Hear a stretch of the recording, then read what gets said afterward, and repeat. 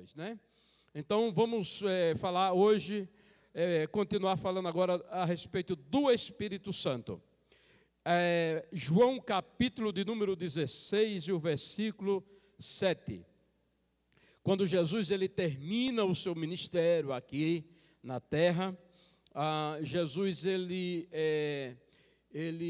sabendo a necessidade de regressar ao seu lugar de honra e de glória, ao trono, ele fala do seu substituto, né? Fala do Espírito Santo, e ele fala por que era melhor o Espírito vir do que ele continuar aqui na terra. João 16 e 7 diz: todavia digo-vos a verdade, que vos convém que eu vá, porque se eu não for, o Consolador não virá a vós, mas se eu for, enviá-lo-ei.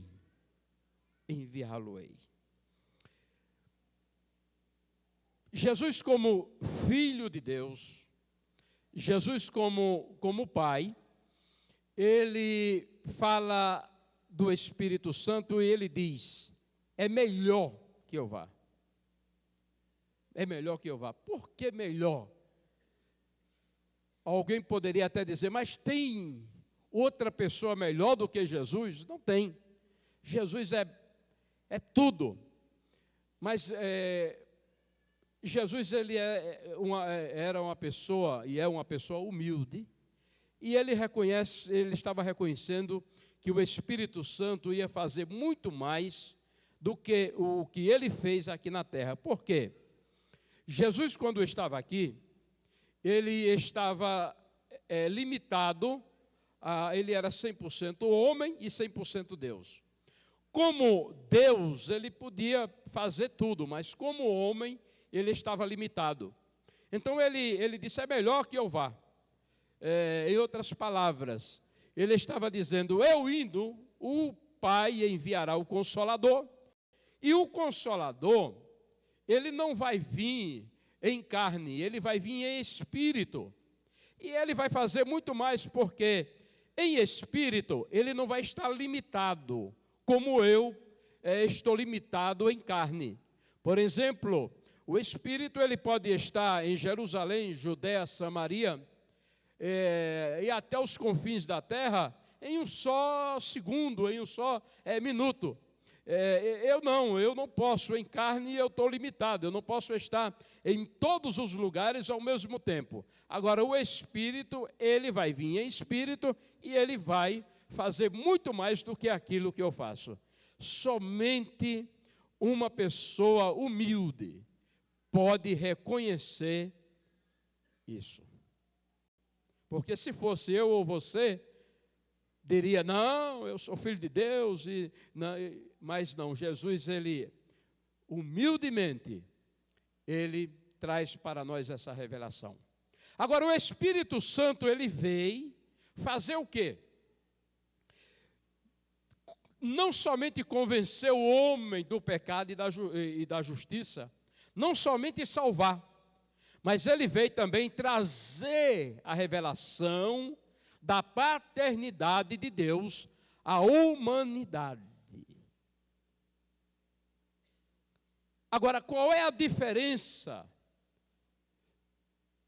de uma pessoa, de um pastor, ele falar da paternidade e do Espírito Santo? Quando eu falo para você que Deus é o seu Pai, que Deus lhe ama e que você é filho de Deus, o efeito é um. Agora, quando o Espírito Santo, ele fala para você, você é filho de Deus, Deus lhe ama, e Deus é seu Pai, o efeito é outro. Parece uma coisa bem simples, mas não é simples.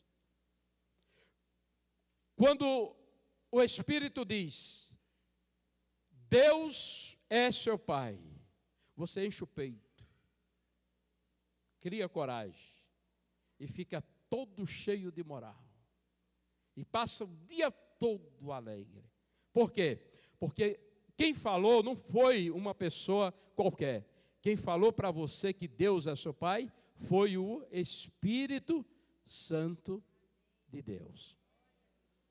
Uma coisa é o pastor Ramalho falar, outra coisa é o Espírito de Deus falar. Quando o Espírito fala, o efeito é muito mais poderoso. Então, quando o Espírito diz que Deus é seu Pai, você tem convicção e certeza de que verdadeiramente você é filho de Deus. Muito bem. Segundo lugar, por que Deus, Ele esconde os seus mistérios para uns e outros não, se todos são filhos de Deus?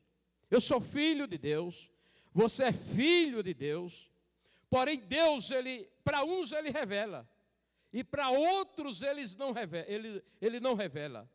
E a pergunta é, mas se todos nós somos filhos de Deus, e por que Deus revela para uns e outros não?